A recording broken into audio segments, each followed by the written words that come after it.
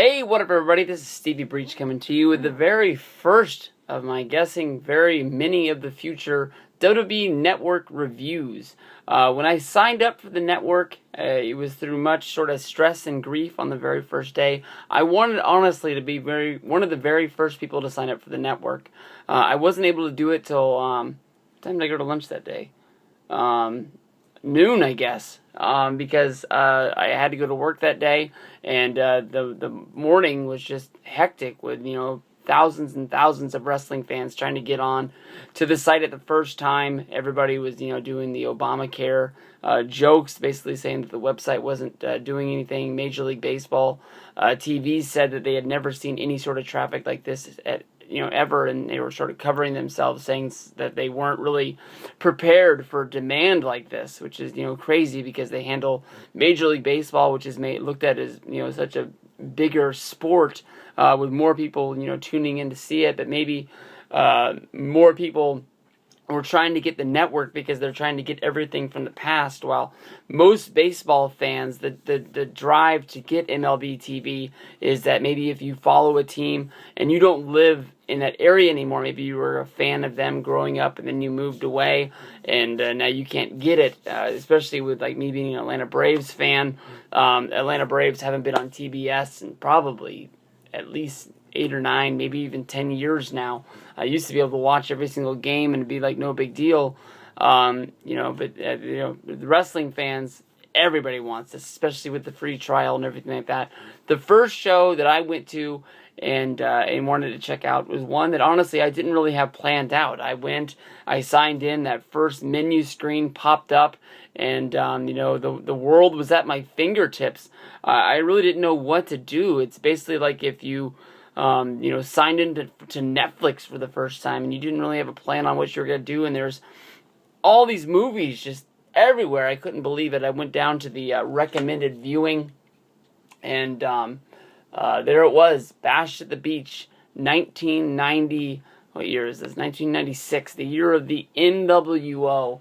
Honestly, I thought that it was one of the very, the coolest things that I had ever really seen, ever really lived through. That everybody's trying to, capture the spirit of the nWo. And maybe you can say that DX might have been cooler, and DX might have been, the more hip thing to do with Triple H, doing it over with the New Age Outlaws and X-Pac. But to me, there was nothing more badass than the group of the nWo. I didn't get to live through the Horsemen with them, making sure that Flair kept the title and just beating the shit out of everybody, doing whatever they had to do whenever they had to do it. But I mean, when Scott Hall came out and he started that war and then was followed by Kevin Nash, they went through, I think, 2 months of booking. I mean, because they had a pay-per-view before this one, the Great American Bash, where the Outsiders just came out and all they did was accept the challenge to fight at the next pay-per-view, and then they picked up Eric Bischoff and they did the big power slam off the stage through the table gimmick, and that was pretty badass. When I went to go back and watch this show, WCW, just much like WWE, even to today, they would always sort of try to sell the show to you, after you've already bought it. It's not like they were, produced to watch, years later like this is. But they would go over and relive and rehash the whole angle to get you all expressed into this. And the best thing about it is that they didn't use any words. They just played video clips of the nWo, Kevin Nash and Scott Hall, the Outsiders, just wreaking havoc over everybody. And instead of having an announcer talk over what was going on, they flashed up these like fake newspaper titles to really get you involved in what was going on. And then they built up a team of, WCW, drawing the draw of who was going to go out there and who was going to fight these guys in order to do it. The show kicked off with a really, really good sort of like lucha style of match. Rey Mysterio, a young Rey Mysterio, he looks so small inside the ring, going at it with Psychosis. And this is a great match to get things going. I think everybody really liked the cruiserweight division of the WCW. I think I've come to like it more as I grow up. I always liked the heavyweights when I was a guy. You know, I was always revolved around the main eventers. I was like part of that millionaires club, I guess. I only really cared about those WWF guys, and maybe because I didn't have a connection with it. But now when I look back, I'm like, these fucking matches were badass, and I think that's what I'm gonna like to go back and watch about the WCW stuff. Is, you know, because by listening to the Jericho podcast with him and Chavo, and they always talk about how everybody loved him, and sometimes they got me attention with some matches, but most of the time I always looked at it as like, you know, flip over and see what's going on with the other guys on the other channel. Nothing is really that spectacular about this. I mean, they have, you know, gimmick matches like the Carson City Silver Dollar match between John Tenta and Big Bubba, aka Earthquake, and the Big Boss Man. They've got a taped fist match, which is a stupid gimmick they were running between DDP and Jim Duggan. And they have a double dog collar match, a whole lot of gimmicks, and just basically Dean Malenko and Disco Inferno for the Cruiserweight Champion. That one really got my attention. Steve McMichael going up against Joe Gomez had no reason to be on this show. Ric Flair fought Conan and won the United States Heavyweight Championship. Pretty funny that, you know, Ric Flair would strap on a mid-card title at this point. You can tell, you know, there was a difference between, you know, WCW's mid-card titles and what WWE does with their mid-card titles now. You would think that if they walked up to someone on the roster like, well, Big Show won the Intercontinental title at WrestleMania a few years ago, but let's say they walked up to fucking Randy Orton after he lost the World Heavyweight Championship. Said, hey, Randy, we're going to strap the Intercontinental title on for you for a good little run and see what happens. He ain't going to want that title. Fuck that. It doesn't mean anything anymore in the WWE today. But, you know, when it all came down, you know, basically the team of WCW came out, Randy Savage, Sting, and Lex Luger. And when they came down to show that they were sort of, you know, in a different sort of state of mind and that they were strong and together and they were going to fight the fight of WCW, they all came out wearing Sting, you know, makeup. They were all wearing like a gimmick face paint. They all were wearing different colors to sort of like show off the different faces of Sting. But it was Savage, Sting, and Luger. And basically, when the nWo came out, it was just Kevin Nash and Scott Hall. They didn't have a third man. Mean Gene immediately was bewildered at what was going on, ran down to the ring to get an interview with the Outsiders before this whole thing started. And basically, Kevin Nash and Scott Hall told them that they had enough right here and that they already know too much. And they said the third man was there and that basically... let's get it on. We're going to start this 3-on-2, and if we need the third man will come out, but they were pretty confident they were going to be able to win. This match wasn't going but for more than 2-3 minutes once it got started, and Sting, we did a big stinger splash into the corner because Lex Luger and Kevin Nash were fighting in the corner on the outside, and when Stinger did the stinger splash, he landed on Kevin Nash, who immediately sort of sprung Lex Luger's head, who was in his hands, right into the side turnbuckle. Lex Luger went down like a sack of bricks, and basically they carted him out on a stretcher, and they were making it played out like he had hurt his neck, like maybe he was paralyzed, and it immediately went down to a 2-on-2 match. Randy Savage and Sting against Kevin Nash and Scott Hall. These guys fought back and forth, and it's funny to listen to Shivani, Dusty Rhodes, and Bobby Heenan all playing babyface on the thing, basically playing this up like, you know, this isn't a normal fight. This isn't, this is war. And most of the time, you know, Bobby Heenan, he'll join in on the heel side, and Shivani will play it safe, but root for the baby faces to show you who's the guy to go with. But they were flat out like saying, like, we're Team WCW. We're not going to call this match like a normal match. Don't be looking at us, you know, and calling us biased, because we are.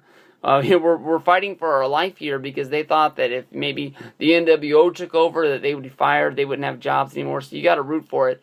And Shivani's pretty much saying that there are no rules to this match. There was a random drawing to see who the 3 guys that fought for WCW were, and just basically said anybody out of the locker room should come out right now. which nobody came out, and Dusty Rhodes is out there, and he's on the team. You know, Dusty Rhodes had been retired. He hadn't had a match in a while, but, you know, they always played up Dusty Rhodes to be like, sort of like Larry Zbyszko, where if, you know, some scrap went down, Dusty would be able to take care of himself, because he's fucking Dusty Rhodes, and Dusty's cheering for somebody else to come out. If you want somebody else to get in this match so bad, why don't you get your fat ass out there and help WCW out? But basically, in my mind, looking back on it, they make the whole WCW locker room look like they don't really give a shit on what's going on out there. Of course, as everybody knows, the shit goes down in the ring. Hogan comes out from the back, and out of nowhere, you know, Bobby Heenan, I don't know from air or what, says, but whose side is he on? Why would you think he's on anybody else's side? He's wearing the red and yellow. He basically ruined the whole thing, and he's sort of like pointed his finger at Schiavone, saying Schiavone was the guy who knew everything was going down, and he hid the booking sheet and didn't let Heenan into the booking room to know what was going on. So he's always played innocent, saying that, you know, he didn't know what was going down, so he was being his heel self, trying to make Hogan look bad when Hogan was about to come down and make everybody, you know, the savior. But everybody knows he dropped the leg drop on Randy. Of course, there was no 3 count. The match was immediately stopped. Basically, the referee just hightailed it out of there. Fans started throwing trash in the ring like there was no tomorrow. I don't know if this was spontaneous, if maybe WCW, you know, had some plants in the crowd that sort of started it, and everybody followed in, but nobody wanted to listen to anything that Hulk Hogan would say. Everybody booed him out of the building. I can remember watching this show, and this was so big. This was almost like the Nexus thing was in 2010 for me. I remember doing the same thing with that. I watched it live, and then because we had the box, I watched it on tape again that same night.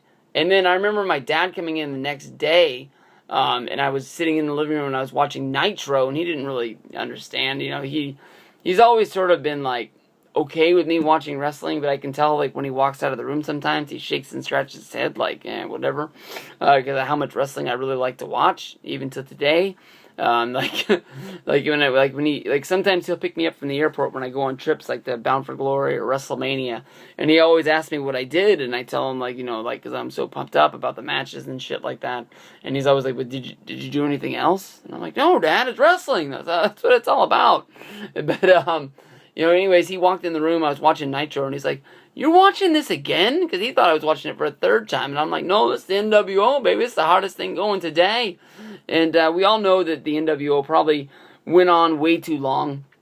I don't think that it really was the death of WCW. I think that they went back to it too many times because they were scared of how much it worked and thinking that it would work again when they just sort of been dead and buried and said whatever. But you know, you got like you had the nWo, you had the nWo Wolfpack, you had the nWo B Team, you had Team Hollywood, you had freaking LWO, you had nWo 2000, you had nWo. Is nWo Silver and nWo 2000 the same? I think they're the same. And then, of course, you know, they went back to WB. But, I mean, this is honestly, it wasn't on my top 5 WCW matches to watch, but this was a fucking awesome match. You guys should go back and watch this pay-per-view. At least watch the beginning when it sets the tone of what's going down, and then go all the way to the end. I can tell by looking on Twitter, a lot of people are just sort of skipping around watching big matches from certain things. So I would like it if, you know, with the network, they would go in and they would sort of put up, you know, sort of like chapters or match selections. You know, let me know what you guys are watching. This is my first review.